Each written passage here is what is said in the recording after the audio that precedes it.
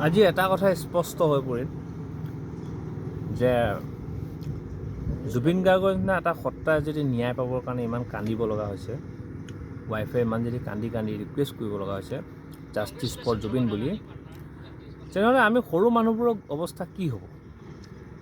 ভাৰতৰ ন্যায় ব্যৱস্থাটো ইমানেই দুৰ্বল নে?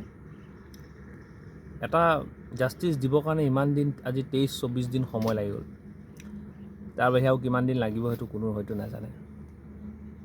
এনেকুৱা পৰিস্থিতিত মই বিশেষকৈ নাভাবোঁ যে আমি কিবা ন্যায় পাম। আমাৰ ক্ষেত্ৰত যদি এনেকুৱা কিবা ঘটনা ঘটে ভৱিষ্যতে, ন্যায় আশা কৰাটো দূৰৰে কথা।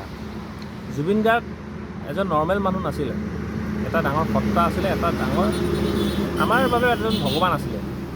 আজি ভগৱানক ন্যায় দিবলৈ কাৰণে আজি একো এতিয়ালৈকে ন্যায় পাব পৰা নাই।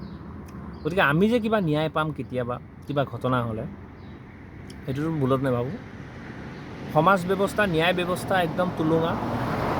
আমাৰ বিশেষকৈ ভাৰতৰ ন্যায় ব্যৱস্থাটো একদমেই বেয়া। মোৰ মতে ন্যায় নিজে দিব লাগিব, বছ ইমানখিনিয়ে। গতিকে জয় জুবিন দা। জুবিন দাক আমি সদায় মনত ৰাখিব লাগিব আৰু আমি সদায় জীয়াই ৰাখিব লাগিব। আৰু জুবিন দাক অতি সোনকালে ন্যায় আমি বিচাৰোঁ। Justice for Zubeen Garg.